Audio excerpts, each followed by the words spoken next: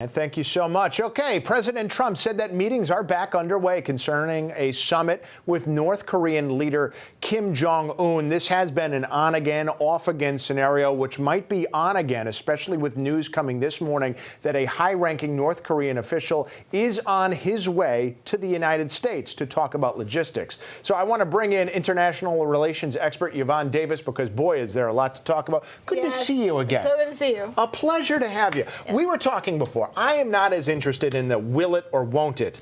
I'm more interested in what are they going to talk about first and foremost, because we keep using this word, de-nuclearization.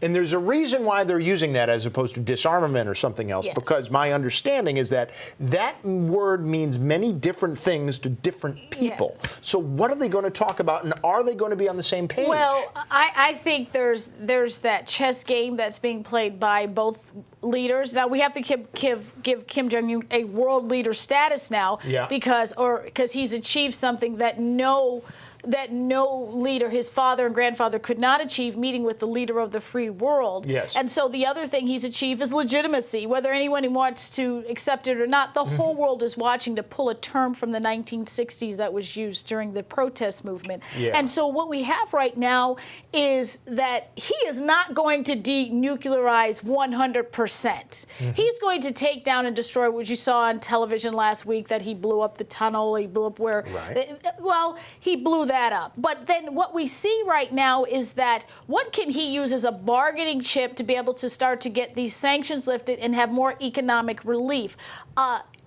President Trump is looking for a complete denuclearization. The meeting they had yesterday, I was reading in a report from a Korean newspaper. They had a meeting yesterday near the DMZ zone between the U.S. and North Korean officials, and so what they asked for is that the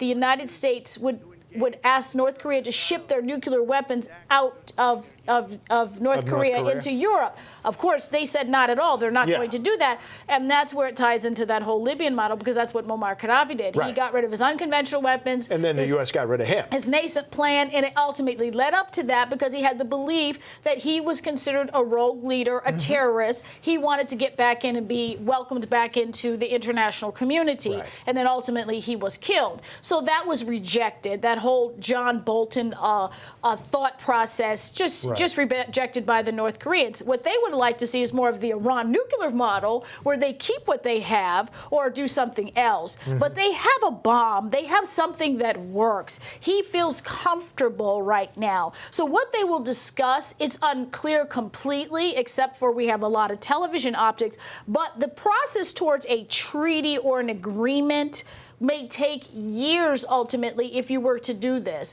The advanced team, the logistical teams, all the things, I've worked with the Bush White House before, so I understand how this process works. They're moving feverishly, probably at a higher pitched pace than any administration, because this president is very pushy and wants it to happen, like yesterday. And I believe Kim Jong-un also does too.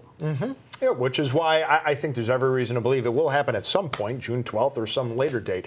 I wanted to ask you what Japan is going to try to get out of this, what China is going to try to get out of this. Shinzo Abe, there's a meeting in the White House between Shinzo Abe and President Trump coming up. But Shinzo Abe is very concerned about this position. You got to remember, the relationship with Japan and China is...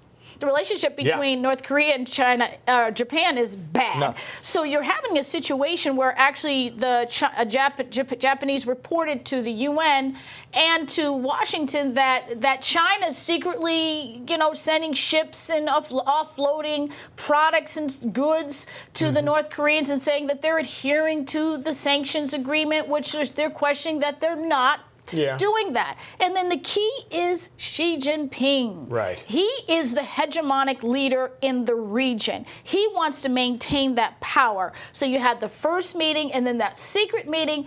And I'm going to suspect, and I'm going to say that on the air, there may be a third secret meeting between Kim Jong-un and Xi Jinping before the June 12th meeting. And remember, June 1st is Moon Jae-In of South Korea and Kim Jong-un coming together. Now they're talking more friendly. Let's talk more. Let's have dialogue. We need to find a way to denuclearize the Korean Peninsula. But what does that ultimately mean? If that means for Kim Jong-un, for that to happen on his side, it would mean that South Korea would have to do the same thing. Yes. But I don't know if the South Korea would do the same thing. Right. And so that becomes the situation. So it's a dance. It's very fascinating. We have to give President Trump credit for even getting it this far. And we'll just have to see where it goes. The optics are the optics, but ultimately we'll see how this turns out. Okay, Yvonne. Yeah, certainly a lot to get to. And once more things happen, we can talk more. Thanks. Good to see you again. Good to see you too. A pleasure. All right.